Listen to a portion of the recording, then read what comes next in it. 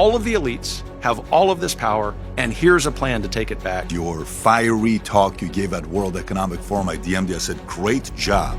That was amazing. And if I may, I will be candid and say that the agenda that every single member of the administration needs to have is to compile a list of everything that's ever been proposed at the World Economic Forum and object all of them wholesale. So Patrick Bet-David just interviewed Kevin Roberts, the president of Heritage Foundation, and this conversation reveals exactly why Trump won in 2024. Roberts lays out a comprehensive strategy to dismantle elite power structures and return control to ordinary Americans. Let's break down this blueprint. We've been around 52 years, 53 years now this year, and what we do is focus on public policy problems. First of all, in the 1970s and 80s at the federal level, but increasingly, especially over the last 4 or 5 years since I've been president, also at the state level, all for the purposes of devolving power from Washington and giving it back to the states and to the people. But the thing that made us unique in the 1980s, Patrick, was that we didn't just write white papers, which is the typical work of a think tank. I don't even use the word think tank to describe Heritage, although I think we do the best thinking in the business. We're a public policy advocacy organization because the purpose of our research is then to walk across the street, go to Capitol Hill, and advocate for that research to help draft legislation. We also have an issues campaign arm called Heritage Action that is able to do, under federal law, more of that advocacy work. They do our lobbying on Capitol Hill on behalf of the American people. The other thing that we do that a lot of Americans don't pay attention to, which is okay, is that we help to connect the conservative movement around the world. We're very active in the Far East, in Europe, in Latin America, increasingly in Africa, all for the purpose of restoring self-governance. And this is why Heritage succeeded where other conservative organizations failed. While most think tanks write papers that collect dust, Heritage actually writes legislation and lobbies Congress. They're policy implementers, not just theorists. Their global network also counters the World Economic Forum's influence internationally. You know why? Because it is a massive critique of what youngest Americans have of this country, which is all of the elites have all of this power, and here's a plan to take it back. And Heritage, in spite of all the slings and arrows, you notice as part of our ethos, we're willing to take those, is going to stand tall and keep pounding, pounding, pounding, pounding. So we have to continue to be us. But the second thing is, and this is what we're getting better at, we're not great at it yet, is using modern technology to access that segment of the population. And we're doing a much better job of that than we did 3 or 4 years ago. The media portrayed Project 2025 as extreme, but Roberts is right. Young Americans loved it because it directly challenges the establishment that's failed them. Gen Z faces housing costs, student debt, and limited opportunities while elites consolidate power. Anti-establishment policies resonate across party lines. And when I got to Heritage, by the time I got to Heritage, I was convinced by none other than Donald Trump that that was wrong, that China had been taking advantage of us, that American policy had been too weak. Wait, so you guys got started in 73. Yep. This is Nixon, triangular diplomacy. We go to strengthen China. We open up the market. They go from number 10 to number 2 in GDP. Russia drops to weaken USSR, Soviet. So at that time, we can convince China to think like us. That was the mindset of Heritage? The prevailing mindset, not just of Heritage, but of the conservative movement under George W. Bush's presidency. We can baptize them into our way of thinking. Exactly. And the thing is, that was well-intentioned. And so I get to Heritage, and I had the same misguided thought, right? So this is not Kevin saying, man, I've been right for 25 years, listen to me. I get to Heritage and I say, guys, we have to change our policy. And so what do? We start having public debates, conversations on our stage at Heritage, introducing, including for our own colleagues, that, maybe we were wrong, well-intentioned. And then we published this big paper in 2023. And everything for us starts with the research in order for us to talk about it, right? A new Cold War with China in 2023. The Washington establishment went nuts. Heritage's complete reversal on China policy shows intellectual honesty rare in Washington. The pre-2016 consensus that trade would democratize China was catastrophically wrong. Trump understood this early, warning about Chinese intellectual property theft and trade manipulation, while both parties ignored it. To be clear, not that everyone who has gone through that surgery would do that kind of thing. There does seem to be a mounting body of evidence that suggests a correlation between that surgery at any age, mental health issues, and increasingly, although we're running the numbers on this at Heritage, acts of violence. We have to come to grips with that as a society that, in a way that transcends left versus right, because this really is about the human condition. If we continue to get that wrong, then these conversations we're having about family policy and restoring our institutions and authenticity are going to be for naught. And How I'm do you optimist. address this, though? How do you address this? You outlaw it You outlaw it? because it's bad for the human person. So then what do you do with Caitlyn Jenner? You outlaw, you prevent her from being able to do the surgery? You prevent, you guys, your position is that you don't even allow people to do that. It's proven to be terrible for the human person. The Rhode Island incident Roberts references, a transgender individual who committed violence, highlights legitimate concerns about surgical interventions. European countries like Sweden and Finland have already restricted these procedures for minors based on emerging evidence. This isn't discrimination. It's protecting vulnerable people.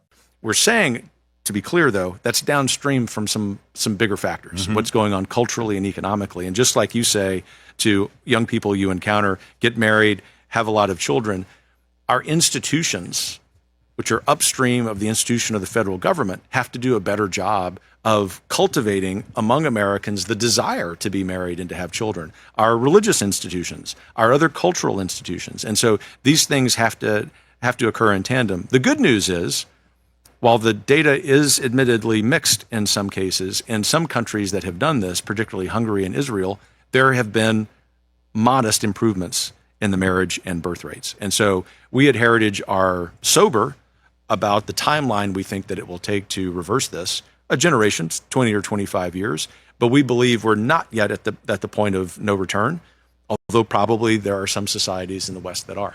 America's fertility rate of 1.58 is well below replacement level of 2.1, threatening our economic future.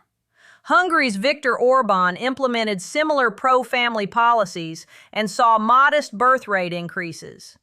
Israel maintains high fertility through cultural emphasis on family plus government incentives. And then we want to expand the adoption tax credit, which is $17,260, to include natural births for those families. We still want people to adopt.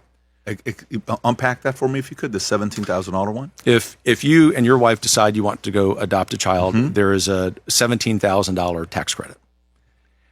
Does that exist right now? Or It not? exists right now. And when did that happen?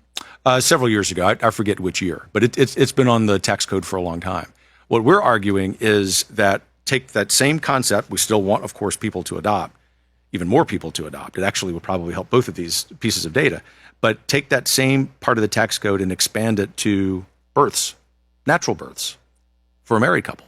That's real money that probably begins to change behavior. Does it get the fertility rate from where it is now, 1.58, to replacement rate 2.1 on its own? No.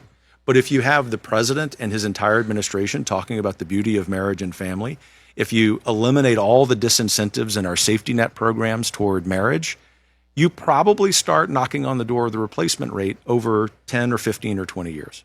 These aren't abstract policy ideas. They're concrete proposals with real dollar amounts. A $2,500 marriage credit and $17,260 birth credit would meaningfully impact young couples' financial calculations. South Korea and Japan desperately need similar policies as their societies age rapidly. Whoever that man or woman is, sign us up for that any day of the week. I just sit back, take my Heritage hat off, and think how lucky we are. As a movement conservative, I'm just being Kevin as a guy, that we have all these men and women who are not only so good on substance, but thinking about Rubio's speech, who are so doggone articulate about it. That doesn't happen often in the history of the conservative movement. We ought to be smiling about the opportunity. This vision transcends Trump-era personality politics, focusing on substantive policy agenda. The conservative movement now has intellectual depth with figures like Rubio, DeSantis, and Vance, who can articulate complex ideas effectively.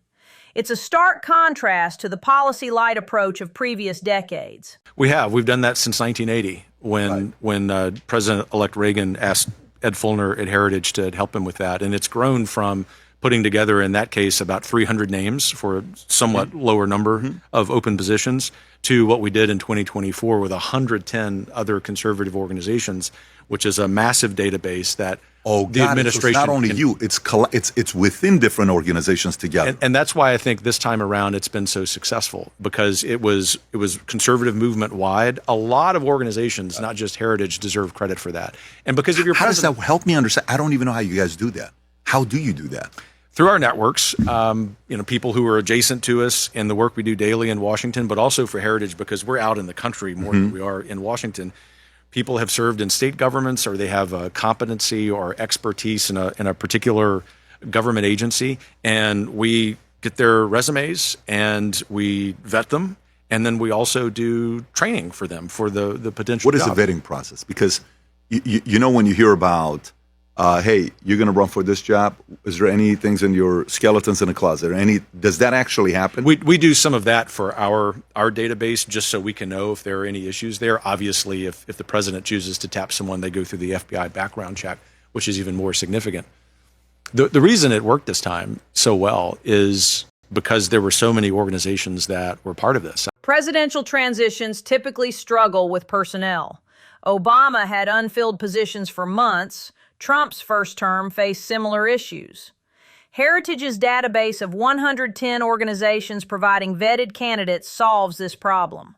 Competent people ready on day one means policies get implemented immediately. It goes back to an aspirational vision as conservatives. It's not enough to just run against the radical left. You got to tell the American people what the outstanding work is and what the timeline is for getting it done. Sir, this was a great conversation. Appreciate you for coming down. I really enjoyed it. And this is what I expected it to be. I was hopeful it was going to be this, and it ended up being good. Thank you so much for coming down. Well, thank you. And for what it's worth, not that you need to hear from me, I did too. I thought it would be enjoyable, thorough. Look forward to doing it again, and also to updating you on our success in reaching young Americans. Beautiful. God bless you. Roberts ends on the right note. Conservatism needs positive vision, not just opposition. Reagan understood this with Morning in America. Trump's second-term success depends on delivering concrete improvements to Americans' lives, not just fighting culture wars.